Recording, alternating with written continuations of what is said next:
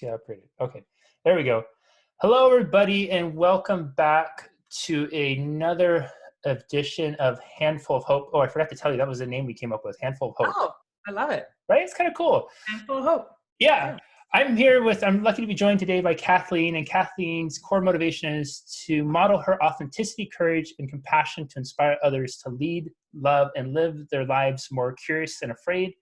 Her expertise is work targeted to create a sustainable, values-driven culture and develop values-based leaders. And not to mention, she's also an acclaimed international speaker, author, and coach whose spirit animal is a porcupine. Kathleen, thanks so much for being here. Yeah, let's start with that. Why porcupine? Okay, well, why porcupine? Well, imagine on a cold winter's night, a group of porcupines trying to stay warm, not getting so close that they poke each other, but close enough to stay warm. I see that as me working through my life at learning how to be vulnerable and engage in relationship without getting hurt or being rather prickly. So I can be prickly on the outside, tender on the inside. So I'm working on taming my quills. So that's why my spirit animal is a porcupine. I freaking love that. That's so cool. Yeah. It's on my logo too. Taming my quills. Yeah. I think, actually that's a really interesting thing, because you and I were talking offline, and I feel like one of the things that's right now, the world's in this massive space of uncertainty, and in uncertainty, it seems that so many of it almost invites vulnerability to a certain degree. Yeah. Things that people would normally be a little bit more prickly about, they're starting to be a little bit more open and having a discourse with that. Why is it important for us to tame our quills? Well, I think that we have quills because it's based on a fear that we're not enough, we're not loved enough, or we don't have enough. So when those foundational needs of having enough, being loved enough, and just being enough are threatened, we go into a protection mode. And I think what actually happens is the reverse, is we shut ourselves away from being able to engage in relationships that remind us that we have enough, we are enough, and we're loved enough. But we go into fear because the stories that we tell ourselves about what's happening are usually based on a future event that hasn't happened yet. And we're way beyond what we're going through all the time. And we have the capacity to leap into that next possibility if we are able to notice the quills, let's go with that metaphor, when they come out, to be able to notice, what's happening right now and what part of me is disturbed by this. Am I afraid of losing my stuff? Am I afraid of losing a relationship? Or am I just afraid I can't even cope with what's happening?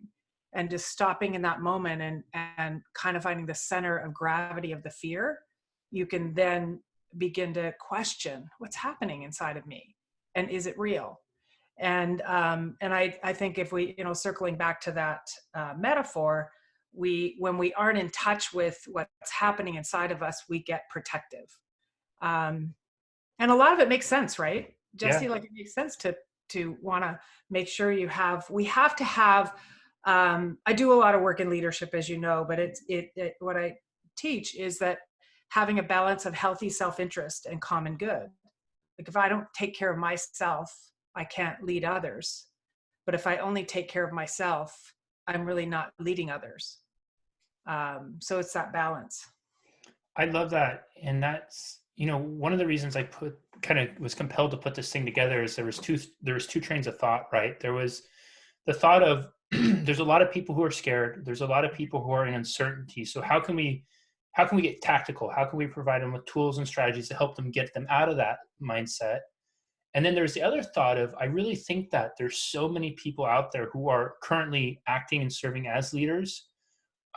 And maybe this is their first time leading through crisis. And then I also think that there's a huge potential right now for people to emerge as leaders, whether it's emerging as a leader and how you maintain the environment in your household, emerging as a leader about how you're showing up in your community, and whether it's keeping spirits up, organizing resources, whatever that is, or stepping up as a leader in your company. I think that there's such an extraordinary call for leadership right now. Maybe you could speak to that a little bit. So a couple of things come to mind when you say that is, I firmly believe, and this is not my original thought, I just have integrated it into my thinking, is leadership is a behavior. It's not a role. Hmm. And everybody has the capacity to lead if we can recognize what the moment is calling for. And those who are in positions of positional, or in places or positions, I guess, of positional leadership, like certain leadership roles in companies, allowing space for people to emerge with their gifts and their skills in the workplace or outside of the workplace, but letting titles go and just rising up. Because, you know, people respond to crisis in very different ways. So think about when you squeeze an orange, what comes out of the orange? It's a Juice. real question. What kind of juice? Orange juice. Not apple juice? Nope. Orange. Why orange juice? Well, it's orange. That's right, because that's what's inside. Yeah. So use that as thinking. What happens to you when you're under pressure? What comes out? Because that's what's inside. And if we go back to the porcupine and the fear, people who are able to step up in times of crisis, some people do that. It's remarkable, and you know we read books about them. It's because they're able to feel their fear, to notice it, and act beyond it, and know that that's there. So they have enough self-awareness to recognize, you know, the best of me can come out right now. So for people who are you know, stuck in fear, it's like, what's inside of you? Because that's what's going to come out. And it's not good, bad, or right or wrong what it is, but noticing it, you can tame those fears and allow your sort of realness, or your core motivation, or your true self to come out in a situation of a crisis. But if we allow those feelings to overwhelm us of fear, we do weird things. And it's those people who step up and step out. Often I call them, they lead from behind.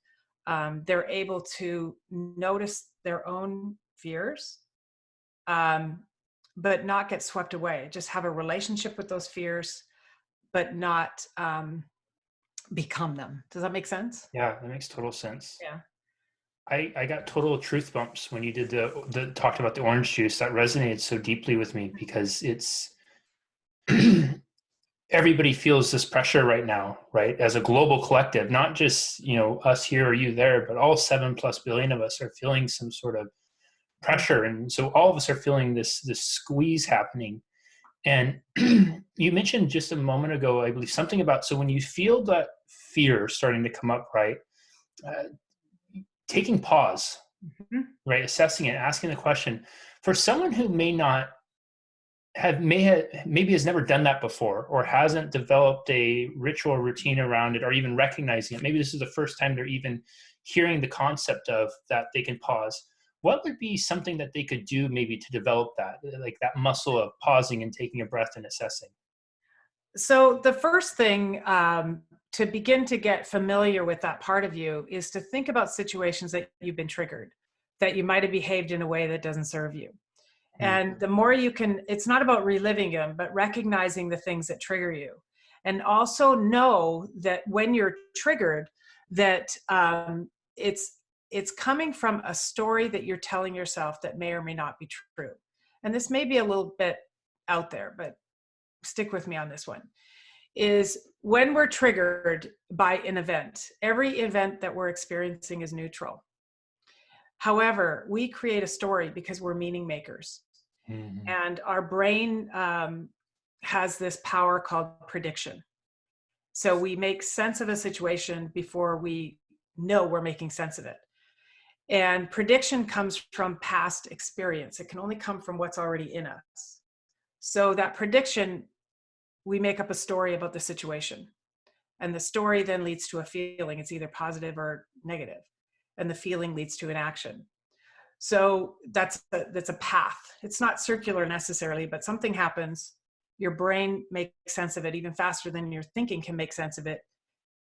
That story you create ends up with a feeling that you act on. So the practical step to this is to begin to notice when you are feeling, I know that my fingers clasp like this, or if you're feeling the butterflies or that anxiety in the middle of the night, like many people are waking up in the middle of the night going, with fear. So Yeah. sitting in that fear and saying what's happening right now in the moment, Hmm. because in the moment that story you're thinking is happening isn't happening. So it's a matter of presencing, and it's a practice. It doesn't come naturally because our brain wants to make meanings. Yeah. But what's true is sometimes we have this thing called prediction error. Sometimes we're wrong. Hmm. And that's what makes life interesting. But sometimes we can go off on a story that isn't true. And that's where, if we circle again back to the orange metaphor, is your stories are sourced from what's happening inside of you. So what's inside of you that's making you feel it's a catastrophic event or a very exciting opportunity?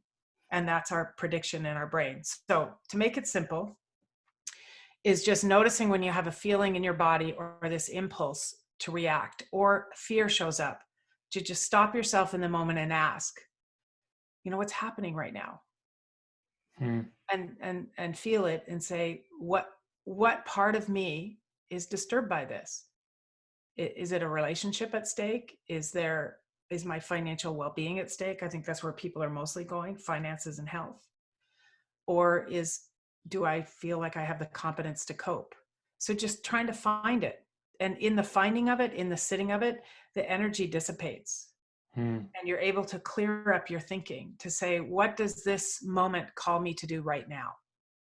And that's how we can break old patterns and habits of impulsively reacting to things with anger or fear or tears, is to just sit in it and allow it. Because if it's happening, if you have that running through you, you can cope with it. And how do you know? It's because you're not dead yet. Yeah. Right? Simply, you're still here. It's so powerful because it's slowing down, having that conversation with yourself, right? It's I've often told people that if you treat your emotions not as facts but as conversational buddies, you will get so much more out of them, and you will learn that maybe they're just messengers, Yeah. and they've been knocking on the the cement for so long trying to get through. That's so true. It's having a relationship with all those feelings, emotions, and understanding or recognizing or sitting in them long enough to figure out the source. Hmm. Well, Kathleen, that's just your 3-year-old girl just protecting you, or that's your 16-year-old who gets jealous. Wow. Just have a relationship. You don't have to enroll in it. You don't have to identify with it. Yeah. Relate. Yeah. Do you feel, Kathleen, that fear can be a teacher? And if so, what do you think one of the biggest lessons fear has to offer us is? Well, I think when we're speaking of fear, we're not talking about the kind that is rational when you're walking down a dark alley, but the kind of fear that just shows up. What it has to teach us is, that was the question, right? What does it Yeah. have to teach Yeah. us? I think it helps us reveal another part of ourselves that might have been wounded as a child, or an old story that we're playing over and over. And it's an opportunity when it shows up to check it out and see if the story's true. And instead of running away from it or closing it off, like, go in. Because Hmm. I heard once, I think it was on Oprah years ago, but feelings don't go away, they go underground. So if you don't allow them to show up in their full force and look at them, they show up in different ways, and potentially unhealthy ways. So I think what our fear teaches us is just, first of all, that we're human. Yeah. Yeah. And there's this big fat lie that we have to know it all and do it all ourselves. And it's okay to be vulnerable, and it's okay to reach out for help, and it's okay to not have the answer, and to just sit in it and question it. So I think it teaches us how to, I think, just open the door for new parts of our evolution. And it doesn't ever go away, right? Like, you Yeah. kind of got something handled, and then you're walking down the road, and then something else hits you, and you go, well, I thought I dealt with that. Yeah. Well, just, and then sit in it and say, well, you know what? It's been 6 weeks since that triggered me. That's a lot of growth. Or Hmm. it's been 6 minutes since that triggered me. Whatever, just acknowledge you've moved. The acknowledgement of it, you can move through it. But I think fear is just a really great teacher. I love that explanation, because I think what it can empower everybody listening in is, if you're in a place right now where you've been in fear or you're currently in fear, recognize that there's this tremendous opportunity for growth, Right. to almost like peel that layer back, to that acknowledgement piece is so important too, because I think that we've become such a success obsessed culture where we don't take enough time to celebrate, but we just check the boxes off, and we treat things more as an expectation that I should have already done that 10 years ago, as opposed to celebrating the 6 minutes that we just did right now. Right? That's it. That's exactly it. There are this thinking around this is, I call it playing up or playing down. And we always think we should be further along in a life we've never lived before.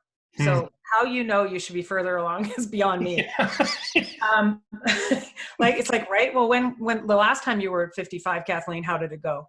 I mean, really. So we can laugh at ourselves by that. But also we do this thing called playing up and playing down instead of just being ourselves. And we think of our problems or our challenges or our fear right now. Like people, like I have abundance in my life, and fear has crossed my mind through this. Like, oh, what if? And then I work myself through and say, yeah, I got this. But we look at our own thing that we have and we say, oh, well, someone else has it worse than me. So what am I complaining for? Or that's called playing down. We play down our situation or where we are. Or playing up is, well, you can never understand. You've never gone through what I've gone through. So we Yeah. either play up or play down, because we're playing up against a future that we've never lived, but we think we should be somewhere else. And just leveling off and saying, what if I was just me in this moment? And what if I was where I was? And what would I do if I wasn't thinking about where I think I should be? It's all in our thinking, just God, it's I love rerouting that. our thinking. Yeah. Everyone rewind and rewatch that one phraseology. If you get anything out of this, if you do that, it will profoundly change everything for you right now. I'll have to rewatch it. I don't know. Yeah, no, I was all, what am I doing right after this? Write that down and totally Oh, God, that's funny. Um, one other quick question, and then we'll do rapid fire. So right now, I'm guessing that there's someone or multiple people watching this right now that they're feeling compelled in all this to try to figure out how they can emerge as a leader, Mm-hmm. how they can step forward. There's something on their heart. There's something pulling them. And maybe they've been hesitant because they play up and play down like that. And they're saying, well, I'm not the police chief, or I'm not the politician, or whatever it is, so I'll just stay in my place. But there's something pulling at them. If you could give them, and I mean, this is so broad, it's going to be hard, but if you could give them one thing, the one thing that would compel them to act and honor that which is on their heart to emerge and lead, what would that be? Just do something. Hmm. Just move a little bit. I often just say, just do lots of stuff. Do something different each day. It doesn't have to be grand. Like, we're not all going to be like a Gandhi. It's not that. It's the little micro things that we do every day, that reaching out to someone else, or breaking out of our own familiar zone that we stay safe in. It's the little micro movements that are huge leadership capacity builders. Because I can't compare myself to you. Yeah. I know when I've moved myself forward. And so, by your own yardstick, every day, just say, what's one little thing that I can do to just move the needle a little bit to make this world a better place to live? And that one thing might just be maybe get an extra hour of rest.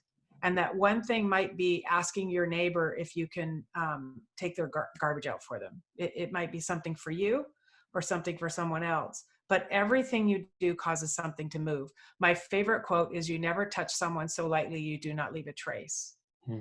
So just know that any movement causes something else. So that mindfulness, but you don't have to do big things. Just do a micro thing. They add up. I love that answer. Kathleen, we'll finish up with 3 rapid fire questions. All right. People are at home. Most of us are either on voluntary, what is it called, self-isolation, or we're in actual mandatory kind of quarantine now, and we're going to be spending a lot of time in our 4 walls. And I think that time is really one of the greatest assets we have right now, because it presents an opportunity for us to maybe grow, expand, learn, have fun, reconnect, whatever that is for someone. So if you could recommend one podcast that people listen to during this time, what would that be? Okay. Like this one. My favorite podcast is My Favorite Murder. Oh, yes. I was hoping you would say Favorite podcast. I just listened to a new one yesterday. I love it. It's great for a laugh, and it's about true crime, which is my passion. I love it. Book that you would recommend people read? A book that I'm reading right now is called The Well-Designed Life by Kyra Bobinet. And it's really working on thinking patterns and sort of the neuroscience of the brain. So that's interesting to me. And movie or documentary you recommend people watch?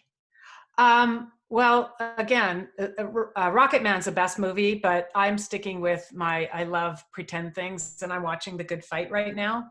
I love The Good Wife, and now I'm watching The Good Fight. So I'm not super deep on what I watch or what I listen to. The books I read move me along in my intellectual, but the rest are escapes. So that's what I'm doing right now to pass the That's so time. awesome. I absolutely love that. Kathleen, thank you so much for your time today. This has been absolutely incredible. And there's such little gems in here that I hope you all rewatch this and really, really take it to heart. And, maybe in the comments when you circle back and watch it, just let us all know how you took pause today. What was the conversation you had with yourself? And there's really is, this could be the biggest opportunity of your life to have that conversation with yourself that you've been putting off, and move forward. And remember, the marathon's won step by step. And I think, this is incredible. Thanks, Kathleen. Well, thank you. And thank you for taking initiative. I love being a part of it. And I look forward to more. Yeah, absolutely. Social distance high five to finish up. High five. Yeah. Okay.